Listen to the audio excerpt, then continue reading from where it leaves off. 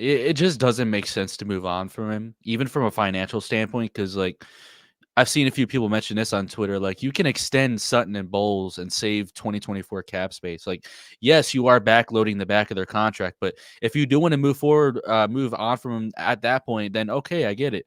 But as for now, like, it's perfectly possible to retain Courtland Sutton and save 2024 cap space. So if this is financially motivated, then why move on from now?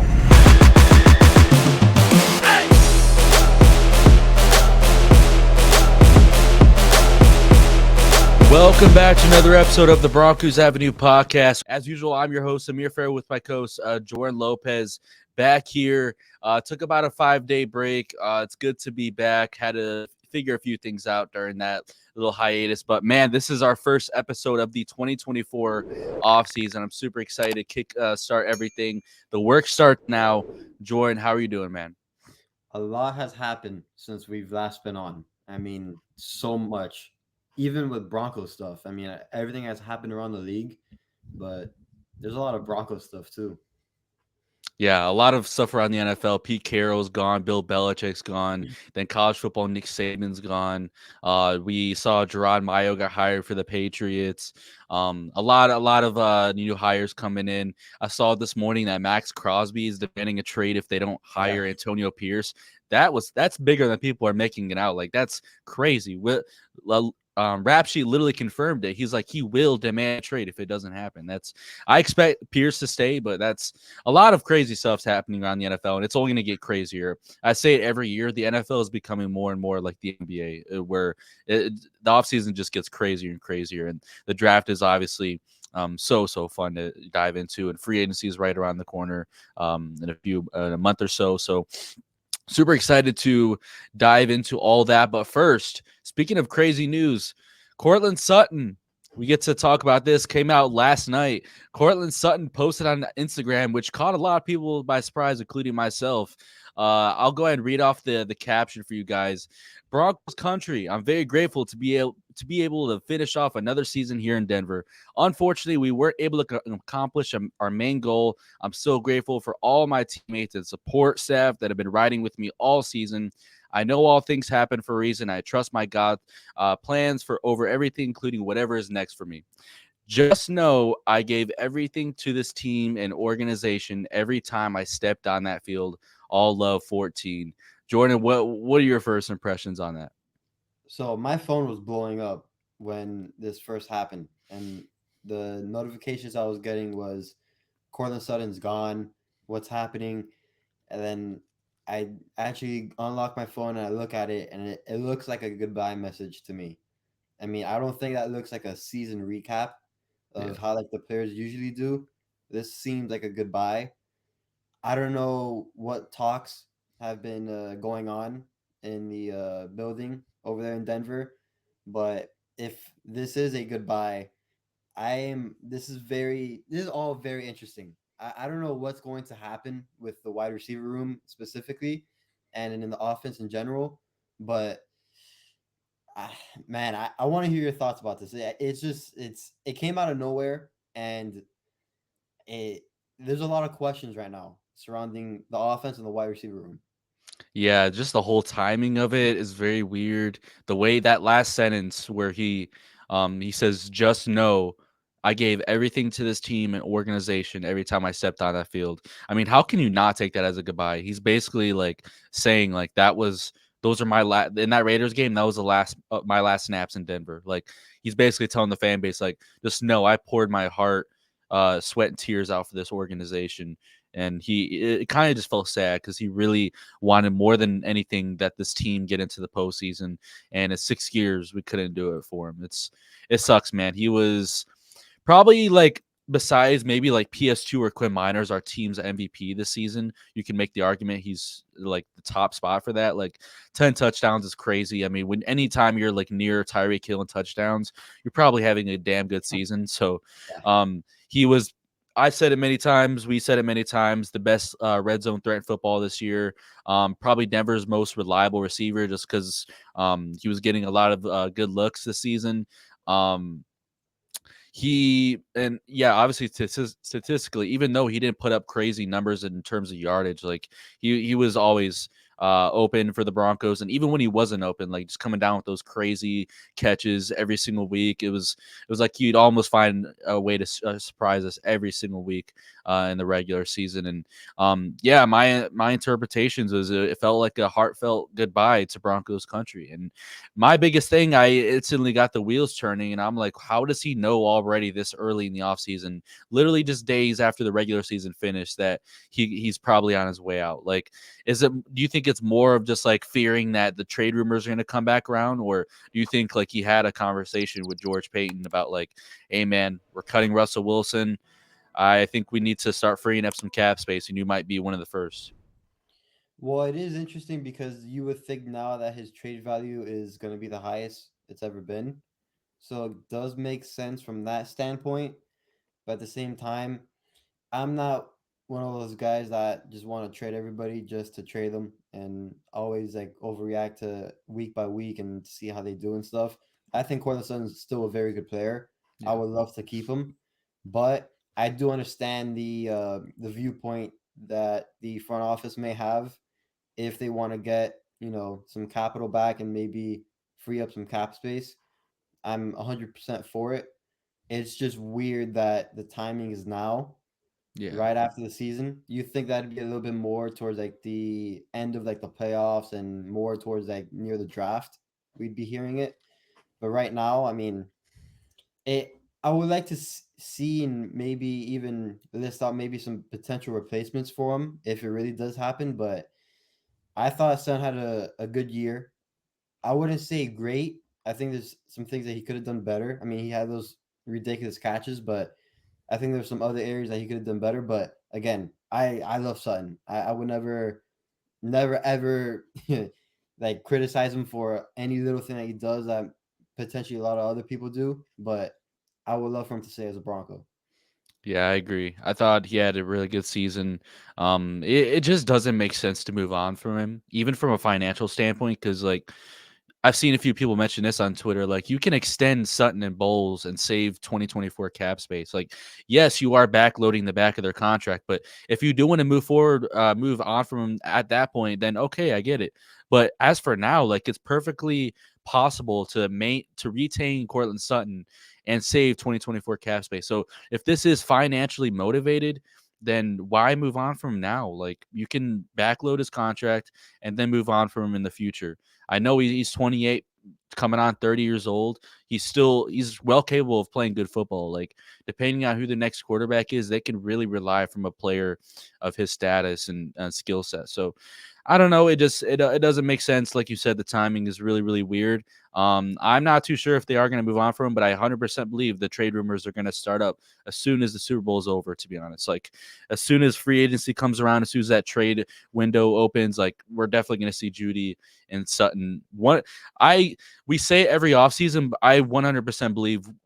I wouldn't say 100% believe, but I'm pretty sure one of them is going to get moved. One of them is going to get moved. I think that we're finally due for a change in the wide receiver room. I think it's finally going to happen, especially with the Russell Wilson situation, trading all those picks for Sean Payton and Russell Wilson. I think they're going to want to get back some of that capital, and I think it's going to start with Bowles, Sutton. I hope not Simmons. I'm not seeing the logic there with everybody else about trading Simmons. I don't think it makes too much sense at all. Like, I think at some point you have to prioritize like your positional value and where you were at in the current state of your roster as opposed to the financial. Like, I understand. I'm one of the people that believe salary cap is for the most part a myth. Like, I understand you have to get above that limit, but I don't think you have to move on from Simmons. But that's for a whole nother day. But in terms of Sutton, man, I really hope this wasn't his last season because it was his best season. So it would suck to move on from him. Next, speaking on the topic of Russell Wilson, we missed George Payton and Sean Payton's post regular season press conference. George Payton threw out some rather interesting things, talking about how the door is still open for Russell Wilson to return. What were your thoughts on that? And a lot of people saying that Russell Wilson could be back with the Broncos in 2024. Yeah, me personally, I'm not buying it. I have no faith in that actually being true. I don't think Russ is going to be back on this roster. I don't think there's no way he can be, especially with how it ended everything. And just from a financial standpoint, I think it'd be malpractice to keep him on the roster and then have all that money allocated to the cap and stuff like that. It'd just be total malpractice if we did that. So I don't see a future for Russ here in Denver unless he finally agrees to restructure everything in his contract. But we already know that's not going to happen. So from that, he's going to be on another team elsewhere in this next season coming up. There's no way he's a Bronco. I agree. I feel like some of it was kind of like trying to mislead teams into thinking that they want to kind of using him as like trade bait. Like, hey, we want to keep Russell Wilson, so if you guys want to get him, you're gonna have to trade for him. That's kind of one of those things where they're just kind of tricky. It's typical GM head coach talk. Like, I think a lot of people overreacted to it, thinking that he actually. It's a lot of the Russell Wilson believers that are kind of getting a little bit of hope that he'll stay in Denver. Yeah. I'm here to tell you I'm 99% sure it's not going to happen. Like, I won't say for certain, but I'm like very, very, very certain that it's going to happen. That he will be parting ways with the Broncos, and you know, thank you to Russell Wilson for I will say about Russell Wilson, like, even though he did not play well in his 2 years in Denver, and he did improve vastly this last season, I do think he did pour out like all the work ethic he possibly could have given to this organization. Um, just a very, very hardworking and great person in the locker room for the most part. We're hearing about maybe he was rubbing certain players in the locker room the wrong way. We got a report about that, but all aside, man, everything that I heard from players in that locker room and everything, he was a really good person, and for that I have to do acknowledge that he was a good leader for this team. But it unfortunately just didn't work out. He did catch a lot of unnecessary slack when he was here in Denver, especially from like the big media outlets. Um, it was just so ironic how he was catching a lot of slack in the beginning, and then at the end, it just his whole run in Denver has been kind of like a contradictory like type road for him. It was just a bit weird, but I wish it would have worked out here in Denver. Honestly, honestly mean that. It would have been awesome. Just the whole story behind it. Things don't work out. It is what it is. But again, I know George Payne and Sean Payne said that there's a possibility of it happening, but I think deep down inside, everyone knows in that building that it's just not it's just not reasonable to keep him. Yeah, like George Payne even said in his press conference, like they might have to do some moving around, trading a few pieces or freeing up cap space because he knows that $85 million dead cap hit is coming. Even when they do the post June 1st cut and only have to take on 35 million this year and 50 million next year, they're still going to have to eat a lot, especially with the team being 20 million over the cap limit. Let's go ahead and actually another thing I want to talk about is this isn't being talked about enough, and a few people have wrote about this. I had a conversation with someone who has been on the show who has close ties to the. Now, when I'm saying close ties, very, very close ties. No. Do do not rule out. They're still doing their post regular season evaluations with the coaching staff and everything. Do not rule out Vance Joseph being let go by this team.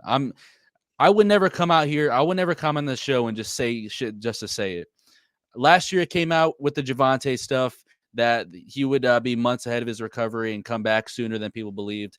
I'm not just saying stuff to say. I'm not saying stuff just to stir the pot. I'm just reporting what I'm hearing and the conversation I had with someone. And do not rule out Vance Joseph being gone and other pieces of that defensive staff. That's all I'm going to leave it at. We've seen a few coaches get let go by other teams way after Black Monday. The Broncos could be one of those next teams with Vance Joseph. I'm leaning towards him staying, but don't be surprised, man, because the defense won us a lot of games this year. They deserve a lot of credit, but they also lost us a lot of games at the beginning of the season. So probably you can argue all 5 of those games to start the year, besides that Chiefs game. So I mean, just take it with a grain of salt, but also do not be surprised if it happens. That's all I'm gonna say. There is one specific defense coordinator that is out there after he had to resign that I'd be very interested in if things do. I don't want to say fall apart, but if the dominoes start falling in Denver, there is one DC out there that may be a great fit for Sean Payton and this team. Just saying. This is, I think they're monitoring like different situations because there's still a lot of defensive coordinators out there that haven't been let go because their head coach, they don't know who the next head coach is, and they're probably going to want a whole new staff. So there's still a lot of options playing out there. I think that's what's happening right now.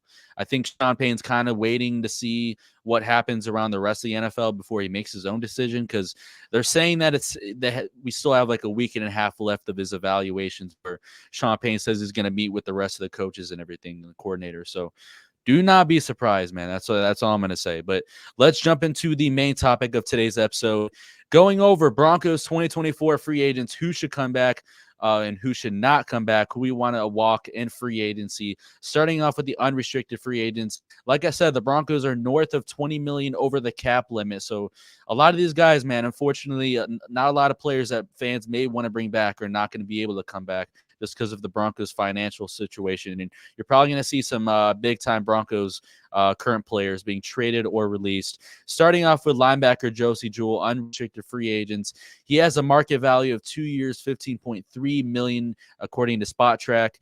I have him. I would like him to resign, man. I said in one of our other episodes the other day, I think like a 1 year, like kind of, I think J-Mac mentioned it, like a Kareem Jackson type deal where he comes back for like 4 million or 5 million on a 1 year deal. I think that's very reasonable for the way he played this season, because I'll tell you right now, I'm very scared for that linebacker. I'm not gonna lie, I'm scared for that linebacker core if he doesn't come back.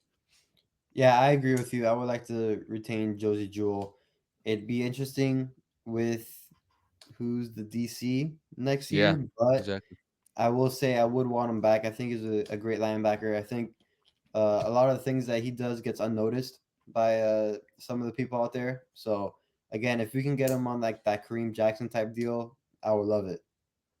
Yeah, they're saying, or Vance Joseph did say he likes Drew Sanders more at edge, which is very interesting. I don't. What do you think about that? Because I kind of want to see him at inside. I think he played really well there his last season at Arkansas. Like, I'm down for him getting some reps at edge sometimes, because we see a lot of inside linebackers do that.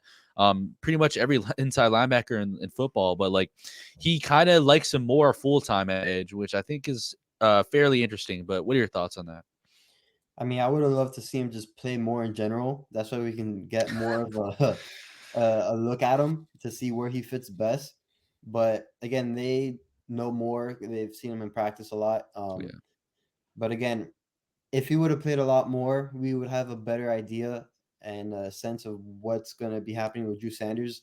We heard a lot in the draft process that he could play nearly anywhere and that he's like that Swiss Army knife type of player. But at the end of the day, we really can't tell. We're not in practice every day. Only the coaching staff knows. But again, it's really interesting that you brought it up last time. But it honestly depends who's the defensive coordinator.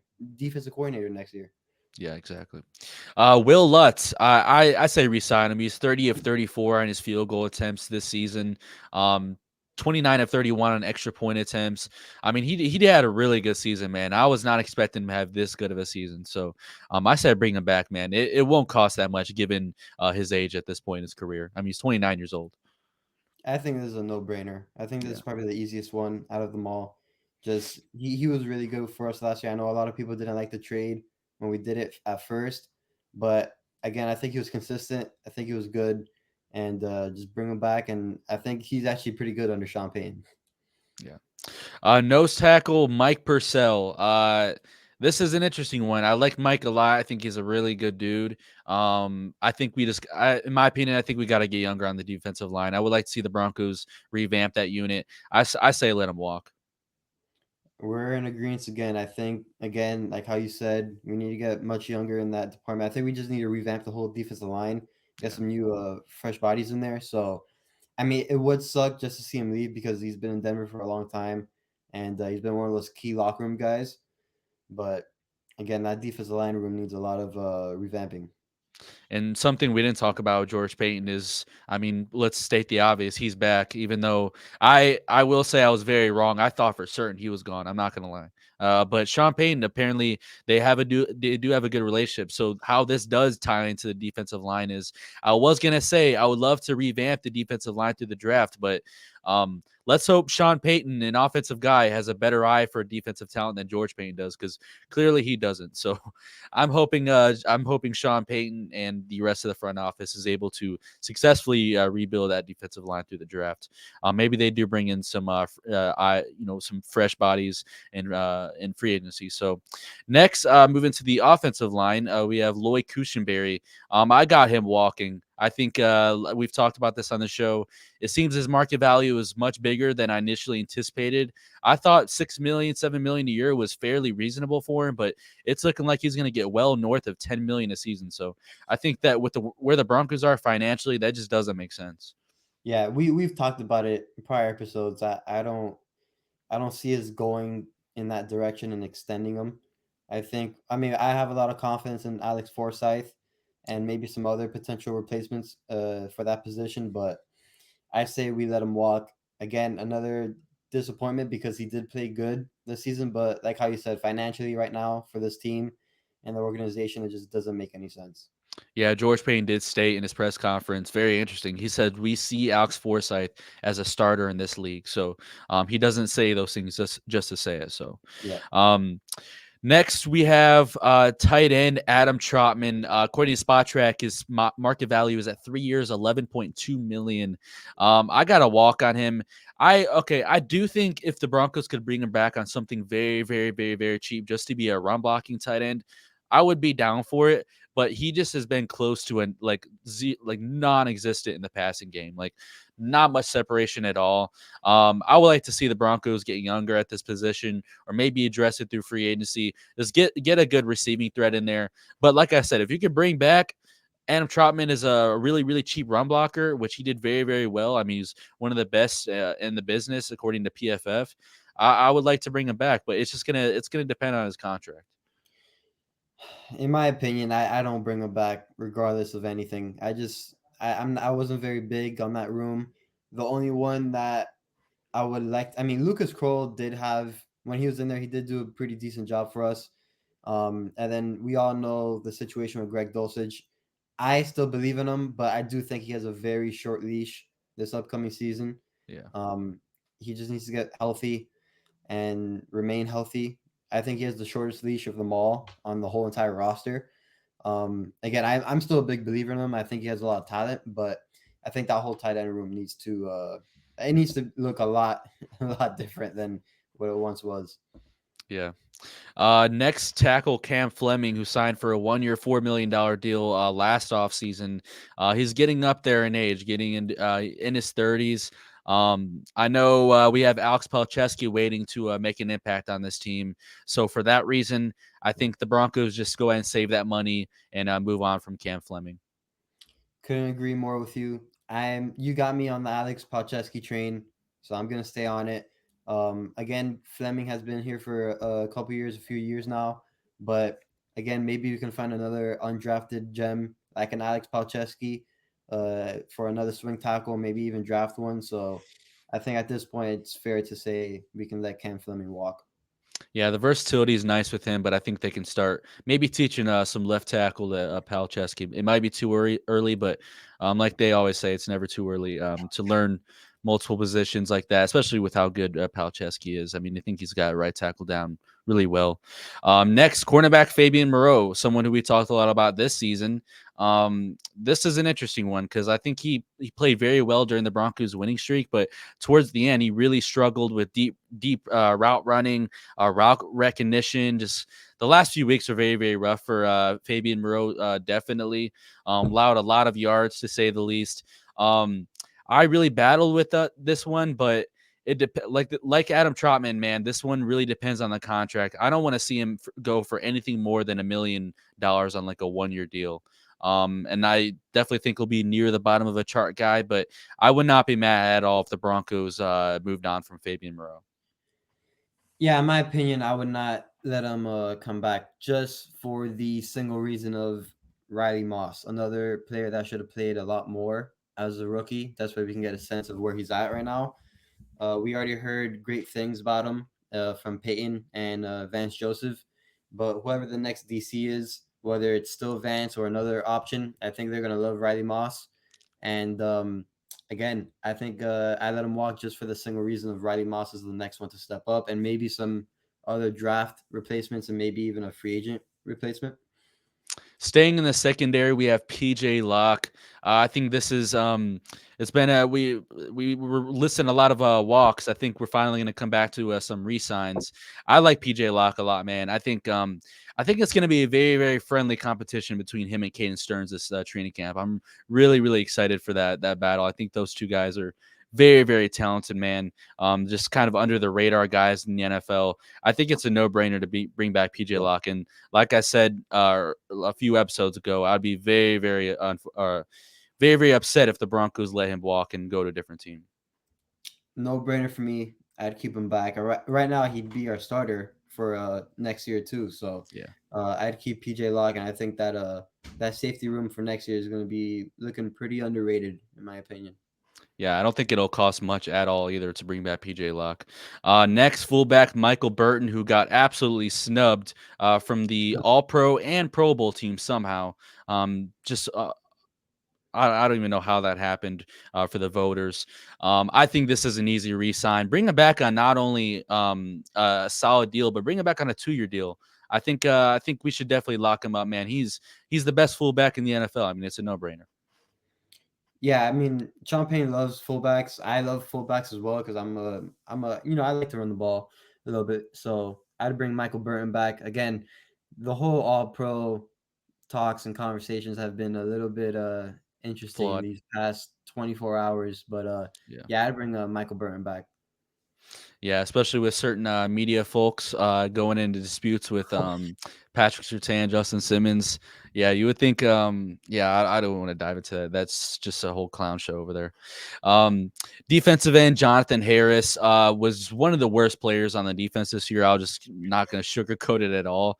Non-factor at all. I mean, the Broncos had to put in Matt Henningsen towards the end of the season because they knew that it just was not a pretty sight for Harris to start the season. The defensive staff maybe saw something that we didn't see, but I think this is an easy walk. Yeah, it looks like J Mac's favorite player will no longer be with us anymore. I know J Mac was a big believer in Jonathan Harris, but I don't see there's a reason why he's not back on the team. I don't think he will be. So again, that just whole defensive line room needs to be revamped. Yeah, I mean, like Jonathan Harris, one of J Mac's favorites, Damari Mathis might be a cut at training camp as well. So, Yep. two fan favorites might be going leaving the team this offseason. Very unfortunate. Yep. Next linebacker, Justin Cernad. I like this guy, man. He played some good special teams this season. Depending on the contract, like I said with Troutman and Moreau, I wouldn't hate him coming back as at this point in his career, like what he contributes to this team. I don't see why not. You bring him back on a very cheap. It's going to be very cheap. So why not bring him back, man? It's not like he was hurting this team at all. So for his role, I think you're bringing him back on a cheap 1-year deal. Yeah, I don't see that there's a reason why not to bring him back. So just for that case in point, I bring him back on a very cheap deal. Our special teams unit was I would like to say one of the best in the league. I mean, they took a very big jump from last year to this year, Yeah. and we already know Marvin Mims was a big part of it. But those key role players like Justin Sternad and the other guys on that special teams unit was also a big factor as well. So I'd keep them on a very cheap deal. Next, we got cornerback K'Wan Williams wrapping up the unrestricted free agents. Unfortunately, suffered a season-ending foot injury. What are your thoughts on him? I would go walk here. I unfortunately gonna go walk here as well. He was actually one of my favorite players when he was healthy. Is just again, I'm just a big believer in Riley Moss, and I think there's gonna be a free agent out there and maybe a draftee out there that is going to spark up in training camp and in the offseason workouts. So just for that alone, I think he would also help out our cap space a little bit more too if we let him walk. So Yeah. again, unfortunate that's come to that. I think K1 is going to go to another team, and I think he ball out if he's healthy. But for us right now in our situation, I think we have to let him walk. Yeah, I mean, like that tight end room, our cornerback room probably look a lot different than it did this year, as opposed to or last year that it will look like this year. So, restricted free agents, linebacker Jonas Griffith, I say tender him. I think he'll come back from injury and contribute well on special teams. I think he brings the speed that the Broncos are missing, which I think the Broncos need to add a lot of to the linebacker position this offseason, and not only the linebacker position, to the offense in general. We are lacking a lot of speed. But I say tender him, and then also tackle Quinn Bailey. What would you do there? I think Broncos are using him as an eligible receiver to use him Yeah. as an extra blocker a lot this season. So I think Sean Payton likes him. I think you tender both of those guys. So I'm gonna go one yes or one no. I tend to Quinn Bailey. I think they're a big believer in him, and I actually mentioned in the off season while all the workouts were going on that Quinn Bailey might be a guy that to look out for. Maybe starting if something happens, but I'd obviously tend to Quinn Bailey. But with Jonas Griffith, I don't know about that. I just rather see if a young college guy would come out of the draft just more hungry and stuff like that. I know it may sound a bit crazy, but you would want to keep some continuity on the special teams unit, which I do understand. But again, I think going with the draft, maybe a draft replacement for him is probably best suited for the team. But for sure, for Quinn Bailey, I tender him. Yeah, that's fair. You don't know how Jonas Griffiths is going to come back. Um, Yeah, I would like him to come back, maybe just to contribute or compete in training camp, and then if you don't like him, then you move on at that Yeah. point. But who knows, man? The Broncos, I agree. I think they're going to bring in a lot more younger players than a lot of people may anticipate. But with that being said, that is going to be it for today's episode. Hope you guys enjoyed. If you're listening on YouTube, please like this episode and please subscribe to the channel. Very, very appreciated. Our very first episode of the 2024 offseason was a blast with Jordan. Looking forward to many, many more episodes this offseason. I already started a lot of my quarterback draft film. I already got done with Drake May, Caleb Williams, and I'm wrapping up Jaden Daniels, watching like pretty much every one of their games. So a lot of fun, man. We're going to have a whole episode going over every position this offseason in the draft that the Broncos will need and their positional needs. So hope you guys enjoyed. If you're listening on Spotify, Apple Podcasts, make sure you guys show support over there as well. Turn notifications on is super, super important. And if you want to leave a 5-star rating and start off 2024 well for us, that will mean a lot, man.